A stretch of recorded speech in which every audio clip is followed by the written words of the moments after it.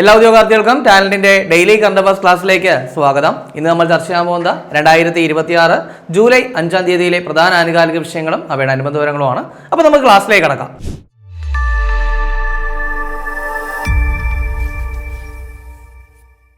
അപ്പോൾ ഇനി വരാനിരിക്കുന്ന വില്ലേജ് ഫീൽഡ് അസിസ്റ്റന്റ്, അതുപോലെ തന്നെ ഈ വർഷം അവസാന നോട്ടിഫിക്കേഷൻ വരാനിരിക്കുന്ന LDC പോലുള്ള പരീക്ഷകൾക്ക് തയ്യാറെടുക്കുന്ന ഉദ്യോഗാർത്ഥികൾക്കായിട്ട് talent LDC rank file already തന്നെ പുറത്തിറക്കിയിട്ടുണ്ട്. അപ്പോൾ 3 വോളിയായിട്ടാണ് പുറത്തിറക്കിയിരിക്കുന്നത്. മുൻവർഷ ചോദ്യങ്ങളും അതുപോലെ തന്നെ ന്യൂ SCRT ഫാക്ടുകളും ഒക്കെ ആഡ് ചെയ്തിട്ടുണ്ട്. നിങ്ങളുടെ വീടിനടുത്തുള്ള ബുക്ക് സ്റ്റോളുകളിലും ആമസോൺ, ഫ്ലിപ്കാർട്ട് എന്നീ പ്ലാറ്റ്ഫോമുകളിലും ടാലന്റിന്റെ വെബ്സൈറ്റ് ആയിട്ടുള്ള veranda.talentkerala.com ഈ റാങ്ക് ഫയൽ ലഭ്യമാണ്. അപ്പോൾ നമ്മൾ ആദ്യം നോക്കാൻ പോകുന്ന ഒരു പ്രധാനപ്പെട്ട നിയമനവുമായിട്ട് ബന്ധപ്പെട്ട കാര്യമാണ്. അതായത് FATFന്റെ വൈസ് പ്രസിഡന്റ് ആയിട്ട് തിരഞ്ഞെടുക്കപ്പെട്ടത് ആരാണ്? ഇപ്പോൾ 2026 FATFന്റെ വൈസ് പ്രസിഡന്റ് ആയിട്ട് തിരഞ്ഞെടുക്കപ്പെട്ടത് ആരാണ്? സോ നമുക്ക് അതിലേക്ക് പോവാം. അതിന് മുൻപ് തന്നെ നമുക്ക് ബേസിക് ആയിട്ടുള്ള കുറച്ച് കാര്യങ്ങൾ എന്ത് ചെയ്യാം, മനസ്സിലാക്കിയിട്ട് പോകാം കേട്ടോ. അപ്പോൾ എന്താണ് ഈ ഒരു FATF എന്ന് പറയുന്നത്? അതായത് ഫിനാൻഷ്യൽ ആക്ഷൻ ടാസ്ക് ഫോഴ്സ് എന്നാണ് FATFന്റെ പൂർണ്ണരൂപം. എന്താണ്? ഫിനാൻഷ്യൽ ആക്ഷൻ ടാസ്ക് ഫോഴ്സ് എന്നാണ് FATFന്റെ പൂർണ്ണരൂപം. ദെൻ അത് സ്ഥാപിതമായത് 1989-ലാണ്. ദെൻ G7 എന്ന് പറയുന്ന കൂട്ടായ്മയുടെ നേതൃത്വത്തിലാണ് എന്ത് ചെയ്തത്, ഇത് രൂപീകൃതമായിട്ടുള്ളത്. അപ്പോൾ 1989 രൂപീകൃതമായി. G7 എന്ന് പറയുന്ന കൂട്ടായ്മയുടെ നേതൃത്വത്തിൽ രൂപീകൃതമായി. ഇതിന്റെ ആസ്ഥാനം എന്ന് പറയുന്നത് പാരീസ് ആണ്. എന്താണ്? പാരീസ് ആണ് ഇതിന്റെ ആസ്ഥാനം. ദെൻ കള്ളപ്പണം വെളുപ്പിക്കുന്നത് എന്ത് ചെയ്യുക, തടയുക. തീവ്രവാദത്തിനുള്ള ധനസഹായം തടയുക. അതുപോലെ തന്നെ മാരകമായിട്ടുള്ള ആയുധങ്ങൾ പർച്ചേസ് ചെയ്യാനുള്ള ആ ഒരു ധനാഗമന മാർഗങ്ങളൊക്കെ തടയുക. സോ ഇങ്ങനെ ഒരുപാട് ലക്ഷ്യങ്ങൾ ആർക്കുണ്ട്? ഈ പറയുന്ന FATFനുണ്ട് എന്നുള്ളൊരു കാര്യം നിങ്ങൾ മനസ്സിലാക്കുക. സോ ബേസിക് ആയിട്ടുള്ള കുറച്ച് കാര്യങ്ങളാണ് നമ്മൾ പറഞ്ഞത്. ഇനി നമുക്കതിലെ നിയമനത്തിലേക്ക് പോവാം. അതായത് 2026 FATFന്റെ വൈസ് പ്രസിഡന്റ് ആയിട്ട് തിരഞ്ഞെടുക്കപ്പെട്ടത് ആരാണ്? അത് വിവേക് അഗർവാൾ. ആരാണ്? വിവേക് അഗർവാൾ ആണ്. അപ്പൊ കൃത്യമായിട്ട് ഈ പേരെന്ന് പഠിച്ചു വയ്ക്കുക. വിവേക് അഗർവാൾ എന്തിന്റെ വൈസ് പ്രസിഡന്റ് ആയിട്ട്? FATFന്റെ അഥവാ ഫിനാൻഷ്യൽ ആക്ഷൻ ടാസ്ക് ഫോഴ്സിന്റെ വൈസ് പ്രസിഡന്റ് ആയിട്ട് നിയമിതനായിരിക്കുന്നു. ഇനി ഒരു പ്രത്യേകതകളുണ്ട്. അതായത് ഈ ഒരു സ്ഥാനത്തേക്ക് എത്തുന്ന, അതായത് FATFന്റെ വൈസ് പ്രസിഡന്റ് സ്ഥാനത്തെത്തുന്ന ആദ്യത്തെ ഇന്ത്യക്കാരനാണ്. അതായത് ഇന്ത്യ ആദ്യമായിട്ടാണ് എന്ത് ചെയ്യുന്നത്, FATFന്റെ വൈസ് പ്രസിഡന്റ് സ്ഥാനം വഹിക്കുന്നത്. സോ അത് വളരെ കൃത്യമായിട്ടൊന്ന് മനസ്സിലാക്കി വെച്ചേക്കുക. ഇനി അടുത്ത് നമുക്ക് നോക്കാനുള്ള പോയിന്റ് എന്ന് പറയുന്നത് ഒരു പദ്ധതിയുമായിട്ട് ബന്ധപ്പെട്ട കാര്യം. അതായത് സ്പേസ് എന്ന് പറയുന്ന പദ്ധതി. പൊതുവെ നമ്മളൊന്ന് ആലോചിച്ച് നോക്കിയേ, പോലീസ് സ്റ്റേഷൻ എന്ന് പറയുമ്പോൾ അവിടെ ഒട്ടും സ്പേസ് ഇല്ലാത്ത രീതിയിൽ കുറെ വാഹനങ്ങളൊക്കെ ഉണ്ടാവും അല്ലെ. പഴയതായിട്ടുള്ള കുറെ വാഹനങ്ങൾ, റീസെന്റ് ആയിട്ട് പിടിച്ചെടുത്ത വാഹനങ്ങൾ, ഇങ്ങനെ കുറെ വാഹനങ്ങൾ ഉണ്ടാവും. സോ അതുമായിട്ടൊക്കെ റിലേറ്റ് ചെയ്തുള്ള ഒരു പദ്ധതിയാണ് നമ്മൾ പറയാൻ പോകുന്നത്. അതായത് കേരള സർക്കാർ പോലീസ് സ്റ്റേഷനുകളിലും പരിസരങ്ങളിലും വർഷങ്ങളായിട്ട് കെട്ടിക്കിടക്കുന്ന ഉപേക്ഷിക്കപ്പെട്ടതും ദെൻ കേസുകളിലുമായിട്ട് ബന്ധപ്പെട്ട് കിടക്കുന്ന വാഹനങ്ങൾ ശാസ്ത്രീയമായി നീക്കം ചെയ്യുന്നതിനായിട്ട് പ്രഖ്യാപിച്ച പദ്ധതി ഏതാണ്? അപ്പൊ എന്താ പറഞ്ഞേ? കേരള സർക്കാർ പോലീസ് സ്റ്റേഷനുകളിലും അതിന്റെ പരിസരങ്ങളിലുമായിട്ട് വർഷങ്ങളായിട്ട് കെട്ടിക്കിടക്കുന്ന, അതായത് വേറെ എന്താണ് ഇതുവരെ തീരുമാനമൊന്നും ആകാതെ വർഷങ്ങളായിട്ട് കെട്ടിക്കിടക്കുന്നതും ഉപേക്ഷിക്കപ്പെട്ടതുമായിട്ടുള്ള എന്താണ് വാഹനങ്ങള് ശാസ്ത്രീയമായിട്ട് നീക്കം ചെയ്യുന്നതിനായിട്ട് പ്രഖ്യാപിച്ച പദ്ധതിയാണ് എന്തെന്ന് പറയുന്നത്, സ്പേസ് എന്ന് പറയുന്ന പദ്ധതി. ഇപ്പോൾ പുതുതായിട്ട് പ്രഖ്യാപിച്ചൊരു പദ്ധതിയാണ്. അപ്പൊ അതുകൊണ്ട് തന്നെ ഇതുമായിട്ട് ബന്ധപ്പെട്ട മറ്റ് ചില കാര്യങ്ങൾ കൂടി നമുക്ക് എന്ത് ചെയ്യണം, ചർച്ച ചെയ്യേണ്ടതായിട്ടുണ്ട്. അതിൽ ഏറ്റവും പ്രധാനപ്പെട്ട ഒന്നെന്ന് പറയുന്നത് ഈ സ്പേസ് എന്ന് പറയുന്ന പദ്ധതിയുടെ പൂർണ്ണ രൂപം എന്താണ്? അത് ഏറ്റവും പ്രധാനപ്പെട്ട ഒരു കാര്യമാണല്ലോ. അപ്പോൾ സ്പേസ് എന്ന് പറയുന്ന പദ്ധതിയുടെ പൂർണ്ണ രൂപം എന്താണ്? Scrap processing for area cleanup and enhancement. അപ്പൊ എന്താണ്? Scrap processing for area cleanup and enhancement എന്നുള്ളതാണ് ഈ ഒരു സ്പേസ് എന്ന് പറയുന്ന പദ്ധതിയുടെ പൂർണ്ണമായിട്ടുള്ള രൂപം എന്ന് പറയുന്നത്. കൃത്യമായിട്ട് പഠിക്കുക. ദെൻ അതേപോലെ തന്നെ ഇതിനൊരു ടാഗ് ലൈൻ ഉണ്ട്. ഈ ഒരു പദ്ധതിക്ക് ഒരു ടാഗ് ലൈൻ ഉണ്ട്. അതായത് റീക്ലൈം, റിന്യൂ, റിവൈവ്. എന്താണ്? റീക്ലൈം, റിന്യൂ, റിവൈവ് എന്നുള്ളതാണ് ടാഗ് ലൈൻ എന്ന് പറയുന്നത്. സോ അതും കൂടെ പഠിക്കുക. ഇനി ആരുടെ നേതൃത്വത്തിലാണ് ഈ ഒരു പദ്ധതി നടപ്പിലാക്കുന്നത്? അപ്പോൾ ഈ ഒരു പദ്ധതിക്ക് നേതൃത്വം നൽകുന്നത് ആരാണെന്ന് ചോദിച്ചു കഴിഞ്ഞാൽ Kerala police housing and construction corporation ലിമിറ്റഡിന്റെ നേതൃത്വത്തിലാണ് ഈ ഒരു പദ്ധതി നടപ്പിലാക്കുന്നത്. അപ്പോൾ ആരുടെ നേതൃത്വത്തിലാണ്? Kerala police housing and construction corporation ലിമിറ്റഡിന്റെ നേതൃത്വത്തിലാണ് ഈ ഒരു പദ്ധതി നടപ്പിലാക്കുന്നത് എന്നുള്ളൊരു കാര്യം കൂടി ഒന്ന് പഠിച്ചു വച്ചേക്കുക. ഇനി നമുക്ക് വേണമെങ്കിൽ ഒരു കാര്യം കൂടി ഇവിടെ ആഡ് ചെയ്യാം. അതായത് സീറോ എന്ന് പറയുന്ന ഒരു ഒരു സ്ഥാപനമുണ്ട്. സോ അവരെന്ത് ചെയ്യുന്നുണ്ട്, ഈ ഒരു പദ്ധതിയിൽ ഈ പറയുന്ന Kerala police housing and construction corporation ലിമിറ്റഡുമായിട്ട് സഹകരിക്കുന്നുണ്ട് എന്നുള്ളൊരു കാര്യം കൂടി നിങ്ങളൊന്ന് ഓർത്തു വെച്ചേക്കാം കേട്ടോ. അപ്പോൾ നിങ്ങൾക്ക് ഇതാ ഒരു മികച്ച ഓഫർ ഞങ്ങൾ നൽകുകയാണ്. അതായത് ഇന്ന് അർദ്ധരാത്രി 12 മണി വരെ, അതായത് ജൂലൈ 5 രാത്രി 12 മണി വരെ ടാലന്റിന്റെ വെബ്സൈറ്റ് ആയിട്ടുള്ള veranda.talentkerala.com നിന്നും പർച്ചേസ് ചെയ്യുന്ന ഞങ്ങളുടെ എല്ലാ പുസ്തകങ്ങൾക്കും നിങ്ങൾക്ക് 40% ഓഫർ ഞങ്ങൾ നൽകുകയാണ്. സോ ഈ അവസരം മാക്സിമം യൂസ് ചെയ്യാൻ ശ്രമിക്കുക. ഇന്ന് രാത്രി 12 മണി വരെ മാത്രമേ ഈ ഓഫർ അവൈലബിൾ ആയിട്ടുള്ളൂ. സോ 40% ഓഫർ നിങ്ങൾക്ക് അറിയാലോ. LDC അതുപോലെ തന്നെ ലാബസിസ്റ്റന്റ് ഡിഗ്രി ലെവൽ എക്സാമുകൾക്കൊക്കെ വേണ്ടി തയ്യാറെടുക്കുന്ന ഒരുപാട് പേര് കാണും. സോ നിങ്ങൾ അതിനുവേണ്ടി റാങ്ക് ഫെയിൽ നോക്കിയിട്ടുണ്ടാവും. സോ അതൊക്കെ നോക്കുമ്പോഴത്തേക്കും ഇതാണ് ഈ 40% ഓഫർ വരുമ്പോഴത്തേക്കും അത്യാവശ്യം നല്ല രീതിക്ക് തന്നെ വില കുറച്ച് കിട്ടും. സോ പർച്ചേസ് ചെയ്യാനായിട്ട് ശ്രമിക്കുക. ഇൻ കേസ് വെബ്സൈറ്റ് വഴി പർച്ചേസ് ചെയ്യാൻ പറ്റിയില്ല എന്നുണ്ടെങ്കിൽ ഇന്ന് രാത്രി 12-നകം തന്നെ ഈ കാണുന്ന നമ്പർ 75 93 98 57 57 എന്ന് പറയുന്ന നമ്പറിൽ കോൺടാക്ട് ചെയ്ത് നിങ്ങളുടെ ഓർഡർ പ്ലേസ് ചെയ്താലും മതി. അങ്ങനെയാണെങ്കിലും ഈ ഒരു 40% ഓഫ് നിങ്ങൾക്ക് കിട്ടുന്നതായിരിക്കും. സോ ഈ ഒരു അവസരം എന്തായാലും മിസ്സാക്കണ്ട കേട്ടോ. അപ്പോൾ ഇനി നമ്മൾ പറയാൻ പോകുന്നത് PM റാഹത്തിനെ പറ്റിയാണ്. നമുക്കറിയാമല്ലോ, നമ്മുടെ റോഡ് അപകടങ്ങളിലൊക്കെ പെട്ട് അപകടത്തിൽപ്പെട്ട് കിടക്കുന്ന ആൾക്കാർക്ക് 7 ദിവസം വരെ 1.5 ലക്ഷം രൂപ വരെയുള്ള പണരഹിത ചികിത്സ നൽകുന്ന കേന്ദ്ര സർക്കാരിന്റെ പദ്ധതിയാണ് PM റാഹത്ത് എന്ന് പറയുന്നത്. ഓൾറെഡി തന്നെ നമുക്ക് അറിയാവുന്ന കാര്യമാണ്. പക്ഷേ ഇവിടെ വീണ്ടും നമ്മൾ എന്തുകൊണ്ട് ചർച്ച ചെയ്തെന്ന് ചോദിച്ചു കഴിഞ്ഞാൽ ഈ PM റാഹത്ത് പദ്ധതി കേരളത്തിൽ എന്ത് ചെയ്തു നടപ്പിലാക്കാൻ വേണ്ടിയിട്ട് സംസ്ഥാന സർക്കാർ തീരുമാനിച്ചിരിക്കുകയാണ്. അപ്പോൾ ഇതാണ് PM റാഹത്ത് എന്ന് പറയുന്ന പദ്ധതി കേരളത്തിൽ നടപ്പാക്കാൻ വേണ്ടിയിട്ട് സംസ്ഥാന സർക്കാർ തീരുമാനിച്ചു. അതിന്റെ ഇനാഗുറേഷൻ നമ്മുടെ തിരുവനന്തപുരം മെഡിക്കൽ കോളേജിൽ വെച്ച് നമ്മുടെ ആരോഗ്യമന്ത്രിയായിട്ടുള്ള കെ മുരളീധരൻ എന്ത് ചെയ്യുകയും ചെയ്തു, അദ്ദേഹം അത് നിർവഹിക്കുകയും ചെയ്തു. അതൊന്ന് കൃത്യമായിട്ട് പഠിക്കുക. അപ്പോൾ PM റാഹത്ത് പദ്ധതി കേരളത്തിൽ നടപ്പിലാക്കാനായിട്ട് സംസ്ഥാന സർക്കാർ തീരുമാനിച്ചിരിക്കുകയാണ്. ഇനി എന്താണ് PM റാഹത്തിന്റെ പൂർണ്ണരൂപം? ഇനി വരുന്ന പദ്ധതികളുടെയൊക്കെ പൂർണ്ണരൂപം നിങ്ങൾ കൃത്യമായിട്ടൊന്ന് പഠിക്കുക കേട്ടോ. അപ്പോൾ PM റാഹത്ത് എന്ന് പറയുന്നത് prime minister road accident victims hospitalisation and assured treatment എന്നാണ് PM റാഹത്തിന്റെ പൂർണ്ണരൂപം. അപ്പോൾ എന്താണ് prime minister road accident victims hospitalisation and assured treatment എന്നുള്ളതാണ് ഈ പറയുന്ന PM റാഹത്തിന്റെ പൂർണ്ണരൂപം. അപ്പോൾ അത് കൃത്യമായിട്ട് പഠിക്കുക. ദെൻ റോഡ് അപകടം പറഞ്ഞതുകൊണ്ട് തന്നെ നമ്മുടെ നിലവിലെ ഗതാഗത മന്ത്രി CP ജോൺ ആണെന്ന് പഠിക്കുക. ദെൻ ആരോഗ്യ വകുപ്പ് മന്ത്രി K മുരളീധരൻ ആണെന്ന് പഠിക്കുക. കാരണം ഈ മന്ത്രിമാരുടെ വകുപ്പുകൾ പറയാനുള്ള കാരണം ഇപ്പോൾ റീസെന്റ് ആയിട്ട് നടന്ന LGS ലെവൽ എക്സാമിൽ ഏകദേശം നമ്മുടെ നിയമസഭയെ ബേസ് ചെയ്തിട്ട് തന്നെ 6 or 7 ക്വസ്റ്റ്യൻസ് ആണ് ചോദിച്ചിട്ടുള്ളത്. അതിൽ തന്നെ മുഖ്യമന്ത്രിയുടെ ചോദ്യം ഒരേ ചോദ്യം തന്നെ 2 തവണ റിപ്പീറ്റ് ചെയ്യുകയും ചെയ്തു. ദെൻ വകുപ്പുകളുമായിട്ട് ബന്ധപ്പെട്ട 2 or 3 ചോദ്യങ്ങൾ ചോദിക്കുകയുണ്ടായി. അതിലൊന്ന് ഈ പറയുന്ന ആരോഗ്യമന്ത്രിയായിരുന്നു. അതിൽ തന്നെ K മുരളീധരനും V മുരളീധരനും ഓപ്ഷനിലും ഉണ്ടായിരുന്നു. അപ്പോൾ കൃത്യമായിട്ട് വകുപ്പുകൾ പഠിക്കുക. കാരണം പുതിയ മന്ത്രിസഭ പരീക്ഷകൾക്ക് ചോദിച്ചു തുടങ്ങിയിരിക്കുന്നു. അപ്പോൾ അതുകൊണ്ട് പഠിച്ചു വയ്ക്കുക കേട്ടോ. ഇനി അടുത്ത് നമുക്ക് നോക്കാനുള്ളത് നമ്മുടെ വിഴിഞ്ഞം പോർട്ടുമായിട്ട് ബന്ധപ്പെട്ട ഒരു പ്രധാനപ്പെട്ട കാര്യമാണ്. അതായത് സ്വിറ്റ്സർലൻഡ് ആസ്ഥാനമായിട്ടുള്ള MSC കേരളത്തിലെ വിഴിഞ്ഞം അന്താരാഷ്ട്ര തുറമുഖത്തിൽ 49% ഓഹരി ഏറ്റെടുക്കാനായിട്ട് തീരുമാനിച്ചിരിക്കുകയാണ്. നമുക്കറിയാം അല്ലെ, ഇപ്പോൾ റീസെന്റ് ആയിട്ട് ഒരുപാട് വിവാദമായിട്ടൊക്കെ നിൽക്കുന്ന കാര്യമാണ്. ഇപ്പോൾ നമ്മൾ അങ്ങനെ അധികം അതിലേക്കൊന്നും കടക്കുന്നില്ല. ജസ്റ്റ് ഒരു ന്യൂസ് ഹെഡ്ലൈൻ ആയിട്ട് കണ്ടതുകൊണ്ട് നമ്മൾ ചർച്ച ചെയ്തു പോകുന്നത് മാത്രമേ ഉള്ളൂ. അതായത് ഈ MSC എന്നുള്ള പേര് നമുക്കറിയാം അല്ലെ, ഒരു പ്രധാനപ്പെട്ട ഒരു ഷിപ്പിംഗ് കമ്പനിയാണ് ഈ പറയുന്ന MSC. കാര്യം MSCയുടെ ഒരുപാട് ഷിപ്പുകൾ വിഴിഞ്ഞത്ത് വരുന്നുണ്ട്. അപ്പോൾ ഏറ്റവും ലാസ്റ്റ് വന്ന MSC ലൂസിയാന, നിങ്ങൾ നോക്കുക, വിഴിഞ്ഞത്ത് 1000ാമത്തെ കപ്പലാണ് MSC ലൂസിയാന എന്ന് പറയുന്നത്. സോ അങ്ങനെയുള്ള സ്വിറ്റ്സർലൻഡ് ആസ്ഥാനമായിട്ടുള്ള MSC എന്ന് പറയുന്ന ഷിപ്പിംഗ് കമ്പനി കേരളത്തിലെ വിഴിഞ്ഞം അന്താരാഷ്ട്ര തുറമുഖത്തിൽ 49% ഓഹരി ഏറ്റെടുക്കാനായിട്ട് തീരുമാനിച്ചിരിക്കുകയാണ്.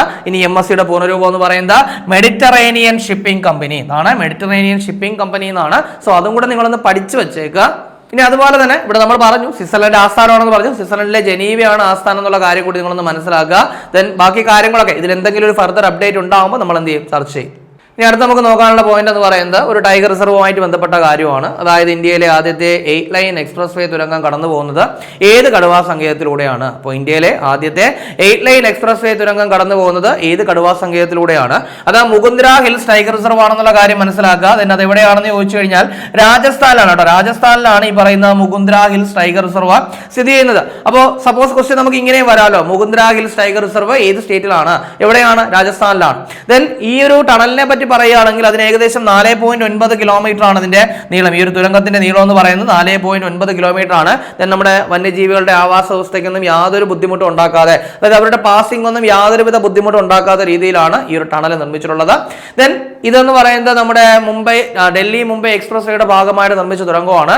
അതുപോലെ തന്നെ ഇത് നിർമ്മിച്ചത് അല്ലെങ്കിൽ ഇതിന് നേതൃത്വം നൽകിയ ആരാണെന്ന് ചോദിച്ചു കഴിഞ്ഞാൽ national highway authorities of India ആണ് എന്നുള്ളൊരു കാര്യം കൂടി പഠിക്കുക.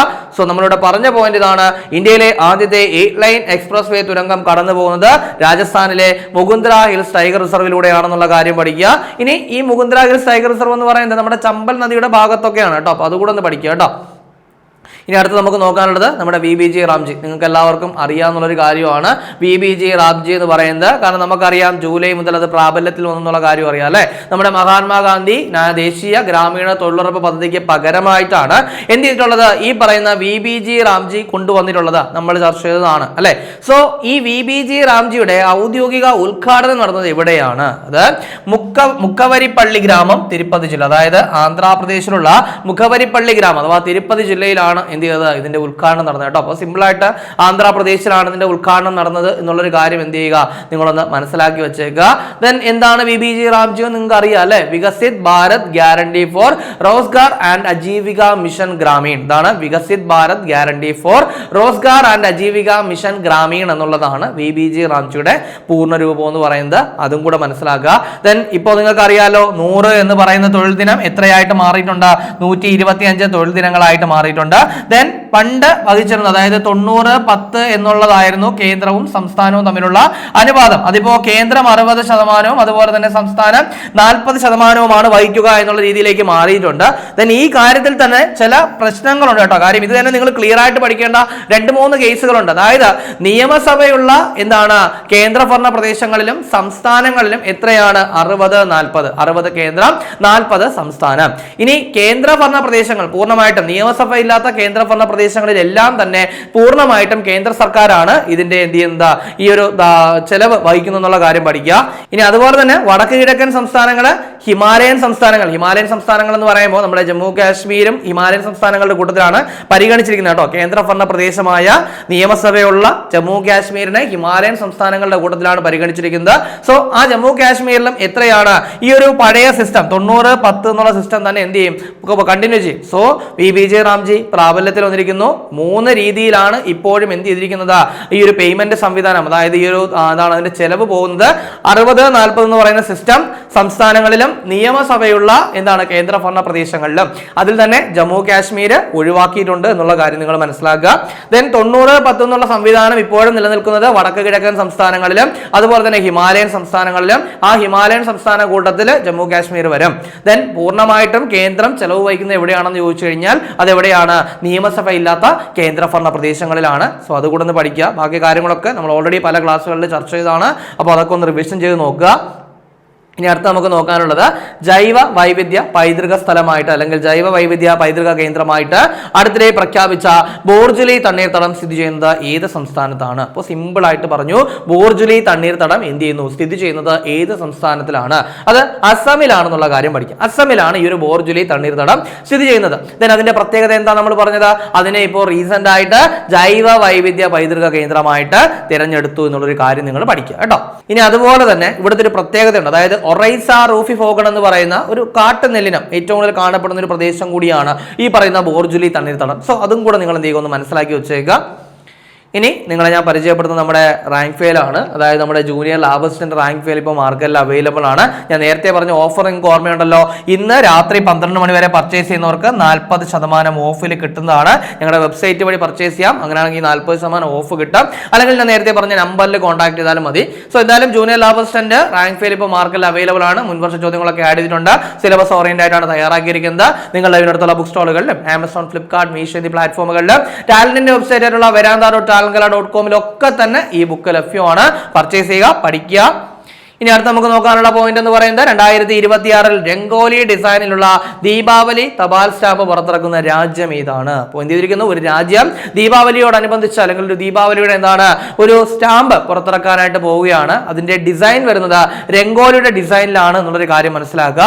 ഏതാണ് രാജ്യം എന്ന് ചോദിച്ചു കഴിഞ്ഞാൽ അമേരിക്ക. ഇതാണ് അമേരിക്കയാണ്. അപ്പോൾ ഈ ദീപാവലി പറഞ്ഞത് കൊണ്ട് തന്നെ നിങ്ങൾക്ക് എല്ലാവർക്കും ഓർമ്മയുണ്ടെന്ന് ഞാൻ വിചാരിക്കുകയാണ്. 2025 എന്ത് ചെയ്തിട്ടുണ്ടായിരുന്നു, യുനെസ്കോ പട്ടികയിലേക്ക് ഈ ഒരു ദീപാവലി എന്ത് ചെയ്ത് ഉൾപ്പെട്ടിട്ടുണ്ട്. നമ്മളത് ചർച്ച ചെയ്ത് കഴിഞ്ഞ കാര്യമാണ്. ഇപ്പോൾ റീസെന്റ് ആയിട്ട് എക്സാമിനൊക്കെ ചോദിച്ച കാര്യമാണ്. അപ്പൊ അതും കൂടെ എന്തായാലും ഒന്ന് ഓർമ്മയിൽ വെച്ചേക്കുക. ഇനി അടുത്ത് നമുക്ക് നോക്കാനുള്ളത് നമ്മുടെ അമേരിക്കയുമായിട്ട് ബന്ധപ്പെട്ടൊരു കാര്യമാണ്, ഒരു വാർഷികവുമായിട്ട് ബന്ധപ്പെട്ട കാര്യമാണ്.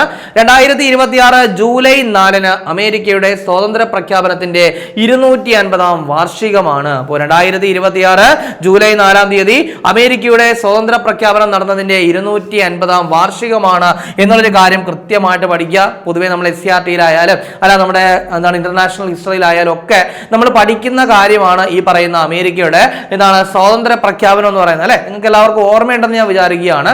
ഇനി അതുപോലെ തന്നെ ഈ ഒരു അമേരിക്കൻ സ്വാതന്ത്ര്യ പ്രഖ്യാപനം എന്താണ് അതിന്റെ ആ ഒരു രൂപരേഖ തയ്യാറാക്കിയത് ആരാണെന്ന് ചോദിച്ചു കഴിഞ്ഞാൽ തോമസ് ജെഫേഴ്സണും അതുപോലെ തന്നെ ബെഞ്ചമിൻ ഫ്രാങ്ക്ലിനുമാണെന്നുള്ള കാര്യമൊക്കെ നമ്മൾ പഠിച്ചതാണ്. അതൊക്കെ SCRT ഉള്ളതാണ്. സോ പ്രത്യേകിച്ച് 250 വാർഷികമായിട്ട് നിൽക്കുന്ന സമയത്ത് നിങ്ങൾ എന്ത് ചെയ്യുക, കൃത്യമായിട്ട് SCRT പഠിക്കുക കേട്ടോ. പ്രത്യേകിച്ച് അമേരിക്കൻ വിപ്ലവമൊക്കെ കൃത്യമായിട്ടൊന്ന് പഠിച്ച് മനസ്സിലാക്കുക. അടുത്ത നമുക്ക് ചർച്ച ചെയ്യാനുള്ളത് ഇനി വരുന്ന VSC പരീക്ഷകളിലൊക്കെ ഒരുപാട് ചർച്ചാ വിഷയമാവാൻ സാധ്യതയുള്ളൊരു ചോദ്യമാണ്. അതായത് നമ്മുടെ ഇന്ത്യയുടെ ആദ്യത്തെ സ്വകാര്യ ഓർബിറ്റൽ റോക്കറ്റ് ഏതാണ്? ഇന്ത്യയുടെ ആദ്യത്തെ സ്വകാര്യ ഓർബിറ്റൽ റോക്കറ്റ് ഏതാണ്? വിക്രം 1 എന്നുള്ള കാര്യം ഒന്ന് പഠിക്കുക. സോ ഇവിടെ നമ്മൾ കമ്പാരിസൺ നടത്താൻ പോകുന്നത് വിക്രം 1ഉം അതേപോലെ തന്നെ വിക്രം എസിനെയും കുറിച്ചാണ് കേട്ടോ. വിക്രം 1ഉം വിക്രം എസും നമുക്കറിയാം. വിക്രം എസ് എന്ന് പറയുന്നത് ഇന്ത്യയിലെ ആദ്യത്തെ സ്വകാര്യ റോക്കറ്റ് ആണ്. പക്ഷേ ഇതൊരു ഓർബിറ്റൽ റോക്കറ്റ് അല്ല, ഒരു സബ് ഓർബിറ്റൽ റോക്കറ്റ് ആണ് കേട്ടോ. സബ് ഓർബിറ്റൽ ആണ്.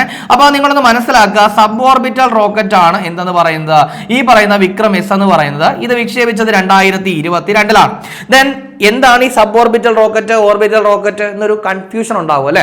അപ്പോൾ സബ് ഓർബിറ്റൽ റോക്കറ്റ് എന്ന് പറയുന്നത് നമ്മുടെ എന്താണ് ബഹിരാകാശത്തിന്റെ അതിർത്തി വരെ പോകുമെങ്കിലും അതിന് ഭൂമിയുടെ ഭ്രമണപഥത്തിലേക്ക് എന്ത് ചെയ്യാൻ പറ്റില്ല, ഉപഗ്രഹങ്ങളെ എത്തിക്കുന്നില്ല. ഭൂമിയുടെ ഭ്രമണപഥത്തിലേക്ക് ഉപഗ്രഹങ്ങളെ എത്തിക്കാനായിട്ട് സബ് ഓർബിറ്റൽ റോക്കറ്റുകൾക്ക് സാധിക്കില്ല.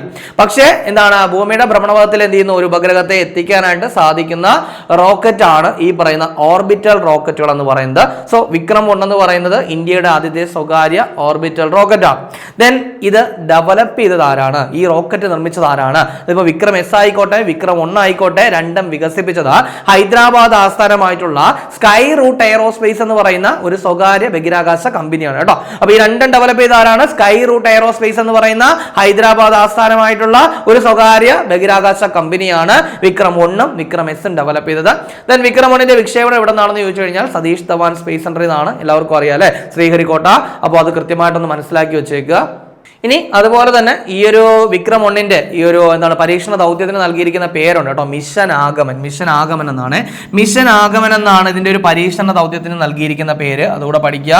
അതേപോലെ തന്നെ ഇതിന്റെ ഒരു എന്താണ് കിലോമീറ്റർ, ഇതിന്റെ കവർ ചെയ്യാൻ പറ്റുന്ന ഒരു കിലോമീറ്റർ എന്ന് പറയുന്നത് 450 കിലോമീറ്റർ എന്ത് ചെയ്യാൻ പറ്റും, ഇത് ഉയരത്തിലേക്ക് സഞ്ചരിക്കാൻ പറ്റും. അതേപോലെ തന്നെ 350 കിലോമീറ്റർ ഭാരമുള്ള പേലോഡുകളെ വരെ വഹിക്കാനുള്ള ഒരു കപ്പാസിറ്റി ഈ വിക്രം 1 എന്ന് പറയുന്ന റോക്കറ്റിനുണ്ട്. സോ അതും കൂടെ ഒന്ന് പഠിച്ചു വെച്ചേക്കുക. അടുത്ത നമുക്ക് നോക്കാനുള്ളത് ISRO വികസിപ്പിക്കുന്ന റേഡിയോ ഐസോട്ടോപ്പ് ഹീറ്റർ യൂണിറ്റിൽ ഉപയോഗിക്കുന്ന റേഡിയോ ആക്റ്റീവ് മൂലകം ഏതാണ്? എന്താണ് ISRO വികസിപ്പിക്കുന്ന റേഡിയോ ഐസോട്ടോപ്പ് ഹീറ്റർ യൂണിറ്റിൽ ഉപയോഗിക്കുന്ന റേഡിയോ ആക്റ്റീവ് മൂലകം ഏതാണ്? പ്ലൂട്ടോണിയം 238 ആണെന്നുള്ള കാര്യം പഠിക്കുക. നമ്മളിപ്പോൾ റീസെന്റ് ആയിട്ടാണല്ലേ ചർച്ച ചെയ്ത ഈ ഒരു റേഡിയോ ഐസോട്ടോപ്പ് ഹീറ്റർ യൂണിറ്റിനെ പറ്റി. അതായത് നമ്മുടെ ISROയുടെ ചന്ദ്രയാൻ ദൗത്യങ്ങൾ അതിന്റെ ലാൻഡർ എന്ത് ചെയ്യുക, 200 ദിവസം വരെ അതിന്റെ കാലാവധി നീട്ടുക എന്ന ലക്ഷ്യത്തോടെയാണ് ഈ ഒരു സംവിധാനം കൊണ്ടുവരാൻ പോകുന്നത്. സോ അതിൽ ഉപയോഗിക്കുന്ന റേഡിയോ ആക്റ്റീവ് മൂലകം എന്ന് പറയുന്നത് പ്ലൂട്ടോണിയം 238 ആണ്. അപ്പോൾ തന്നെ നമുക്ക് മനസ്സിലാക്കാൻ പറ്റും പ്ലൂട്ടോണിയം 238ന്റെ എന്താണ് ആ ഉപയോഗം എന്ന് പറയുന്നത് തന്നെ ഇത്തരത്തിലുള്ള ബഹിരാകാശ ദൗത്യങ്ങളിൽ താപവും വൈദ്യുതിയും ഒക്കെ നൽകുന്ന ഒരു സ്രോതസ്സായിട്ട് എന്ത് ചെയ്യുക, പ്രവർത്തിക്കുക എന്നുള്ളതാണ് പ്ലൂട്ടോണിയത്തിന്റെ പ്രധാനപ്പെട്ട ജോലി എന്ന് പറയുന്നത്. അങ്ങനെയാണെങ്കിൽ ഈ പറയുന്ന പ്ലൂട്ടോണിയം 239 ഉണ്ട് കേട്ടോ, 239 ഉണ്ട്. അതിന്റെ ഉപയോഗം എന്താ നമുക്കറിയാവുന്ന കാര്യമാണ് അല്ലേ. അതായത് ആണവായുധങ്ങൾ നിർമ്മിക്കാനായിട്ട്, പ്രത്യേകിച്ച് ആറ്റം ബോംബൊക്കെ നിർമ്മിക്കാനായിട്ട്. ദെൻ അതേപോലെ തന്നെ എന്താണ് ന്യൂക്ലിയർ റിയാക്ടറുകളിൽ എന്ത് ചെയ്യുന്നുണ്ട്, ഇന്ധനമായിട്ട് ഉപയോഗിക്കുന്നുണ്ട്. സോ അതൊക്കെ എന്ത് ചെയ്യുക കൃത്യമായിട്ട് മനസ്സിലാക്കുക. ഇനി മറ്റൊരു പ്രധാനപ്പെട്ട പോയിന്റ് ആണ് നമുക്ക് നോക്കാനുള്ളത്. അതായത് 2026 ICC women's T20 world cup. Simple ആയിട്ട് പറഞ്ഞാൽ നമുക്കറിയാം അല്ലെ, എവിടെയാണ് നടക്കുന്നത്? ഇംഗ്ലണ്ടിലും വെയിൽസിലോട്ടാണ് നടക്കുന്നത്.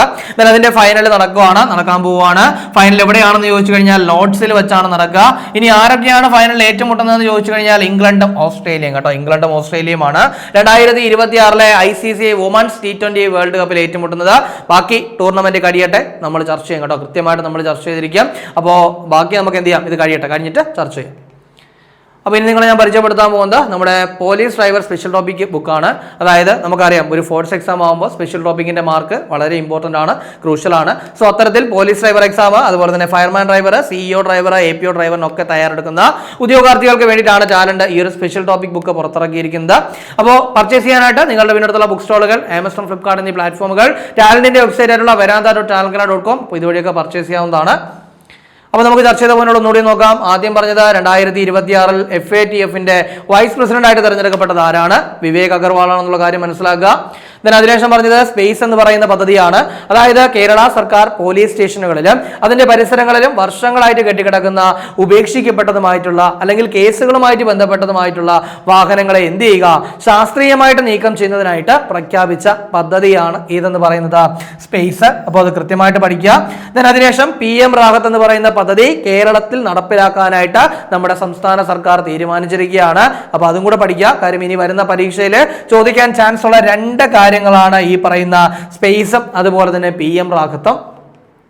അതിനുശേഷം നമ്മൾ പറഞ്ഞ പോയിന്റ് എന്തായിരുന്നു? സ്വിറ്റ്സർലൻഡ് ആസ്ഥാനമായിട്ടുള്ള MSC അല്ലെ. MSC എന്ന് വെച്ചാൽ എന്താ? Mediterranean shipping company. അത് കേരളത്തിലെ വിഴിഞ്ഞം അന്താരാഷ്ട്ര തുറമുഖത്തിന്റെ 49% ഓഹരി ഏറ്റെടുക്കാൻ വേണ്ടി തീരുമാനിച്ചിരിക്കുകയാണ്. തീരുമാനിച്ചിട്ടേ ഉള്ളൂ. ഇതിന്റെ ബാക്കി കാര്യങ്ങളൊക്കെ നമുക്ക് ഇതിൽ എന്തെങ്കിലും ഒരു തീരുമാനം ആവട്ടെ എന്നിട്ട് ചർച്ച ചെയ്യാം. അതിനുശേഷം പറഞ്ഞത് ഇന്ത്യയിൽ ആദ്യത്തെ 8 ലൈൻ എക്സ്പ്രസ് വേ തുരങ്കം കടന്നു പോകുന്നത് ഏത് കടുവാ സങ്കേതത്തിലൂടെയാണ്? അത് മുകുന്ദ്ര ഹിൽസ് ടൈഗർ റിസർവ്. ഏതാണ്? മുകുന്ദ്ര ഹിൽസ് ടൈഗർ റിസർവിലൂടെയാണ്. സോ ആ ഒരു കാര്യം കൂടി ഒന്ന് പഠിച്ചു വെച്ചേക്കുക. അതിനുശേഷം പറഞ്ഞ പോയിന്റ് എന്തായിരുന്നു? VBG റാംജിയുടെ ഔദ്യോഗിക ഉദ്ഘാടനം എവിടെ വെച്ചായിരുന്നു? ആന്ധ്രാപ്രദേശിലെ തിരുപ്പതി ജില്ലയിലായിരുന്നു. അതിനുശേഷം ജൈവ വൈവിധ്യ പൈതൃക സ്ഥലമായിട്ട് പ്രഖ്യാപിച്ച ബോർജുലി തണ്ണീർത്തടം എവിടെയാണ്? അസമിലാണ്. അതിനുശേഷം അമേരിക്ക നമ്മുടെ ദീപാവലി അനുബന്ധിച്ച് ഒരു സ്റ്റാമ്പ്, അതായത് രംഗോലി ഡിസൈനുള്ള ദീപാവലി തപാൽ സ്റ്റാമ്പ് പുറത്തിറക്കുവാണ്. അതുകൂടെ പഠിക്കുക. അതിനുശേഷം അമേരിക്കയുടെ സ്വാതന്ത്ര്യ പ്രഖ്യാപനത്തിന്റെ 250-ാം വാർഷികം ആഘോഷിക്കുന്നു നമ്മൾ പറഞ്ഞു. അതിനുശേഷം പറഞ്ഞത് ഇന്ത്യയുടെ ആദ്യ സ്വകാര്യ ഓർബിറ്റൽ റോക്കറ്റ് ഏതാണ്? വിക്രം 1 ആണ്. അതിനുശേഷം ISRO വികസിപ്പിക്കുന്ന റേഡിയോ ഐസോട്ടോപ്പ് ഹീറ്റർ യൂണിറ്റിൽ ഉപയോഗിക്കുന്ന റേഡിയോ ആക്റ്റീവ് മൂലകം ഏതാണെന്ന് പറഞ്ഞു. പ്ലൂട്ടോണിയം 238 ആണ്. ICC women's T20 world cup 2026 ഫൈനലിൽ ഇംഗ്ലണ്ടും ഓസ്ട്രേലിയയും ഏറ്റുമുട്ടുന്നു. അതും കൂടെ ഒന്ന് പഠിക്കുക കേട്ടോ. ഇനി കഴിഞ്ഞ ക്ലാസ്സുമായി ബന്ധപ്പെട്ട 2 ചോദ്യങ്ങൾ നൽകുകയാണ്. അതിന് ഉത്തരം കൂടി കമന്റ് ചെയ്യുക. ആദ്യത്തെ ചോദ്യം, 2026 വ്യോമസേനയുടെ ദക്ഷിണ വ്യോമ കമാൻഡിന്റെ എയർ ഓഫീസർ കമാൻഡിംഗ് ഇൻ ചീഫായിട്ട് ചുമതലയേറ്റത് ആരെന്നാണ്? ജസ്വീർ സിംഗ് മാൻ ആണോ? അമർപ്രീത് സിംഗ് ആണോ? ധീരജ് സൗത്ത് ആണോ? സന്ദീപ് ജെയിൻ ആണോ? അപ്പൊ അതിന്റെ ശരി ഉത്തരം കമന്റ് ചെയ്യുക. രണ്ടാമത്തെ ചോദ്യം, ഗ്രാമവികസന പഞ്ചായത്തി രാജ് ഇൻസ്റ്റിറ്റ്യൂട്ട് നടത്തിയ പഠനപ്രകാരം രാജ്യത്തെ ഗ്രാമസഭകളിൽ ഏറ്റവും കൂടുതൽ വനിതാ പങ്കാളിത്തമുള്ളത് ഏത് സംസ്ഥാനത്താണ്? മഹാരാഷ്ട്ര, കേരളം, ഒഡീഷ, രാജസ്ഥാൻ. ശരി ഉത്തരം കമന്റ് ചെയ്യുക. ഇനി കഴിഞ്ഞ ക്ലാസ് നൽകിയിരുന്ന 2 ചോദ്യങ്ങളുടെ ഉത്തരം കൂടി നോക്കാം. ആദ്യത്തെ ചോദ്യം, 2026 ജൂലൈയിൽ വ്യോമസേനയുടെ ഉപമേധാവിയായിട്ട് ചുമതലയേറ്റത് ആരെന്നാണ്? അപ്പോൾ അത് ആൻസർ എന്ന് പറയുന്നത് അശുതോഷ് ദീക്ഷിത് ആണ്. അപ്പോൾ അത് കൃത്യമായിട്ടൊന്ന് പഠിച്ചു വെച്ചേക്കുക. രണ്ടാമത്തെ ചോദ്യം, 2026 ജൂലൈയിൽ സംസ്ഥാന തിരഞ്ഞെടുപ്പ് കമ്മീഷണറായിട്ട് നിയമിതനായത് ആരെന്നാണ്? N ശേഷാദ്രിനാഥനാണ്. സോ ഇതും കൂടെ ഒന്ന് കൃത്യമായിട്ട് പഠിക്കുക. അപ്പോൾ നമ്മളിന്ന് ചർച്ച ചെയ്ത ചോദ്യങ്ങളും ഉത്തരങ്ങളും ചർച്ച ചെയ്ത പോയിന്റുകളും മനസ്സിലായെന്ന് വിചാരിക്കുന്നു. വളരെ കാര്യമായിട്ട് നല്ലതുപോലെ തന്നെ ഡെയിലി കറണ്ട് അഫയേഴ്സ് അപ്ഡേറ്റ് ചെയ്ത് പോവുക. നല്ലപോലെ വർക്ക് ചെയ്യുക. എത്രയും പെട്ടെന്ന് ഒരു ജോലി നേടിയെടുക്കുക. 2026 ജൂലൈ 5-ാം തീയതിയിലെ പ്രധാന ആനുകാലിക വിഷയങ്ങളും അവയുടെ അനുബന്ധ വിവരങ്ങളുമാണ് നമ്മൾ ചർച്ച ചെയ്ത് കഴിഞ്ഞത്. അപ്പോൾ ഈ ചർച്ച ചെയ്ത പോയിന്റുകളൊക്കെ മനസ്സിലായെന്ന് വിചാരിക്കുന്നു. മറ്റൊരു ക്ലാസ്സുമായി നമുക്ക് അടുത്ത ദിവസം കാണാം.